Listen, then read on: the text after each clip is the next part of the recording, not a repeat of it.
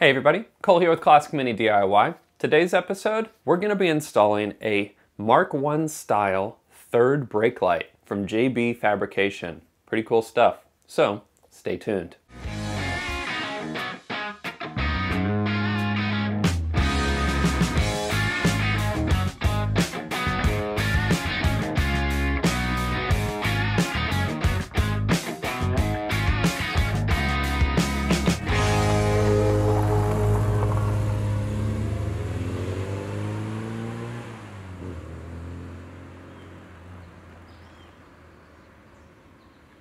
Now, as I said, we are going to be installing a third brake light in my Classic Mini.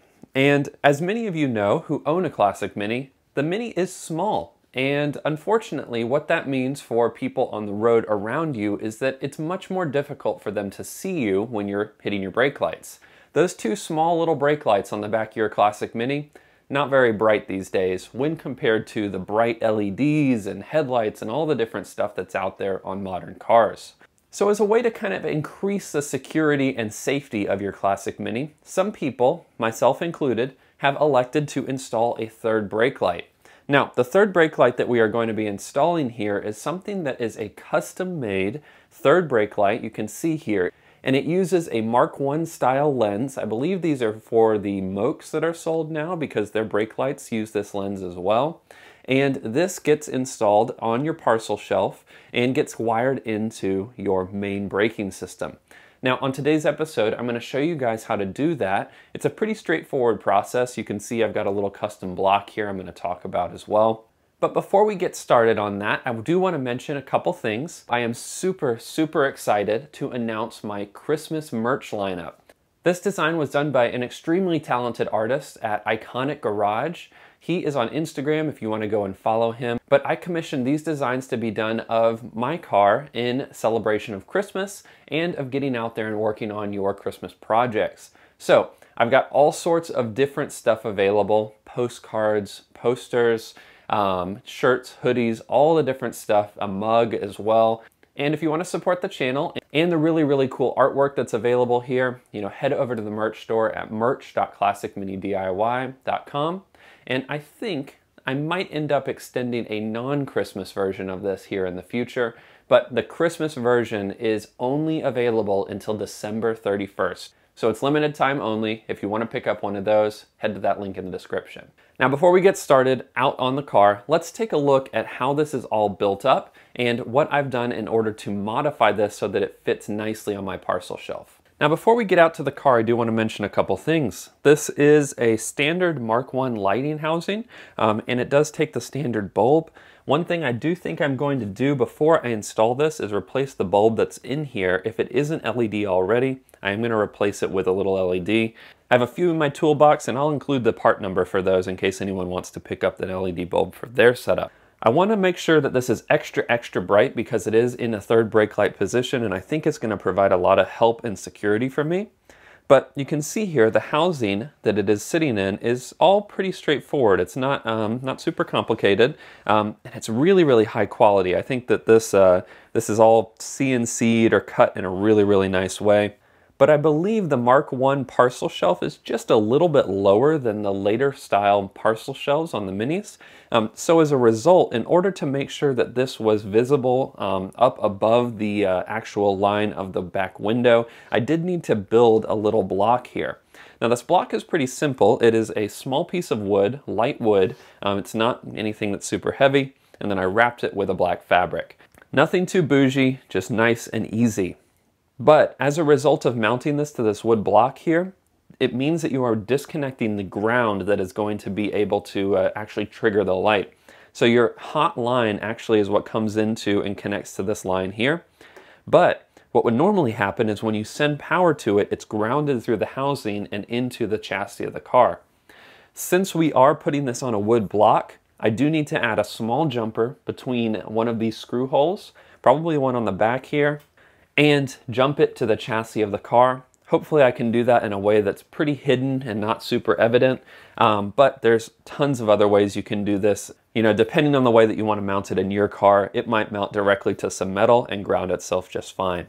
But before we get started, like I said, let's swap this out for an LED bulb.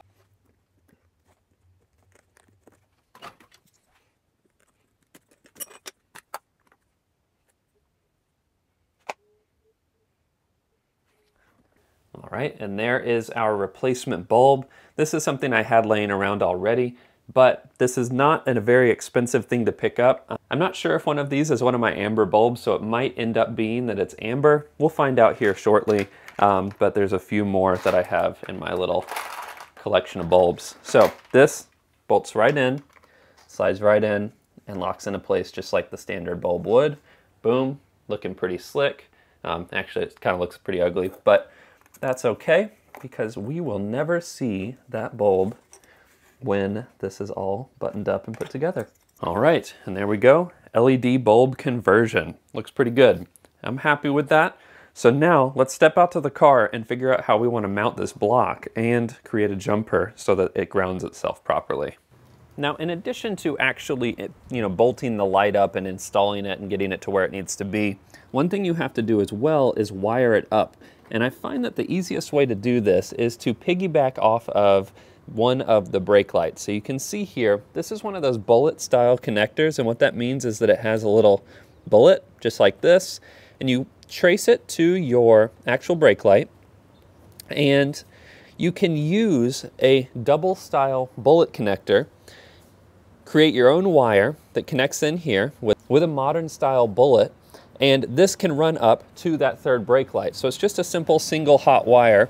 We're gonna go ahead and reconnect in our brake light here, and then we're also gonna connect in our new third brake light. And then this lives in your trunk. Just tuck that away, out of sight, out of mind, just like that. That's probably gonna be the simplest way to wire up this third brake light. And then you can see up at the top, I've got another wire right here that's ready to be run to the center of the window for that third brake light. Now, one thing I personally am not a huge fan of is really, really bright wiring connectors. And you can see this one is bright red. So what we're gonna be doing is using a little bit of heat shrink and some tape, and we're gonna make this really, really nice and discreet, because the connector that's on our actual brake light itself is already wrapped in a nice braided concealing wire. So hopefully we'll be able to get this set back just far enough so it sits kind of back there, and the wire can run underneath the seat and be up out of the way, nice and secret. We also will need to create that jumper. That jumper is probably going to be the hardest part. Even though it's not super complicated, we're going to need to find a way to create a ground for this, probably an additional wire that runs off this bolt here, and then maybe down and back under the seat to a grounding bolt on the chassis.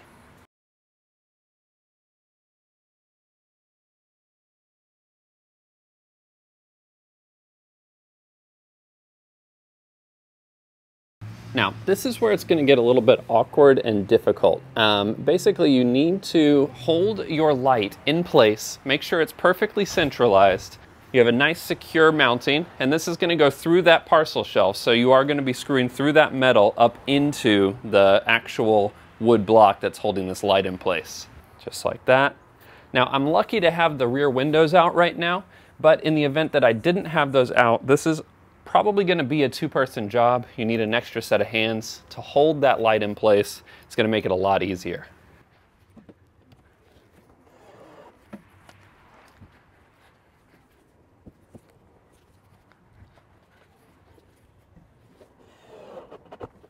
All right, and there we go, a perfectly mounted rear parcel shelf light. It's nice and secure, and the nice thing is that now that we have this block in place, we're going to be able to remove and install the light pretty easily with these screws on the top. That way you don't have to do this awkward maneuvering thing in order to get it on and off each time.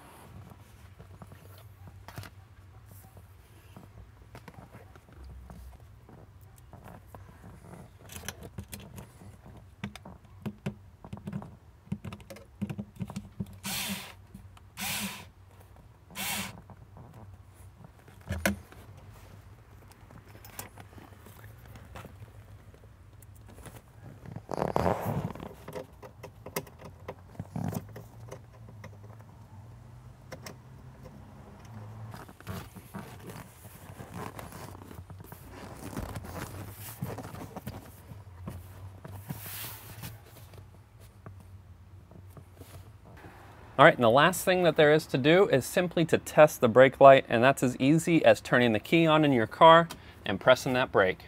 And there we go. Nice, bright third brake light. And we'll go ahead and turn on the headlights. This, you can see, is not tied to our tail lights. So we'll still get a standard braking style with this light, whether or not our headlights are on. Pretty exciting stuff. Now, I am really pleased with this result. I think it looks really classy. It kind of keeps in tighting with the Mark I look, which is cool, the kind of cafe racer, even though my car is not totally cafe racer. If you have any questions about this install, feel free to post those in the comment section below. It's a pretty straightforward process. Just getting it all mounted up can be a little finicky. One thing you may notice is that it's not as bright as maybe you thought it would be, and that is because the LED bulb that I put in there was not a two-prong bulb like I thought it was. So this technically has the housing available to use a tail light style brake, but it's wired to be a single action brake. So if you wanted to take apart the wiring, split it into two, you could actually run this as a tail light and a brake light if you wanted to. In my case, I'm gonna leave it as is. Brake lights, just enough for me. Now, what I will do is go ahead and post a link to an LED bulb replacement that will fit this housing with the two prongs on the bottom, just in case you want something extra bright. Both of the brake lights that I'm using in my lower housings are LED bulbs, but the turn signals are not due to the whole resistor and power situation that's with these Mark Is. It was just too finicky for me to do right now. So LEDs in the brakes and tails, and then you'll be able to replace this with an LED if you want to use that in your car. Now, I want to say a huge thank you to JB Fabrication. While I did purchase this myself, I do want to thank him for being willing to ship this out to the US. If you guys have any interest in one of these, check it out in the link in my description. But that's going to wrap up this episode, and until I see you guys again, enjoy those minis and motor on.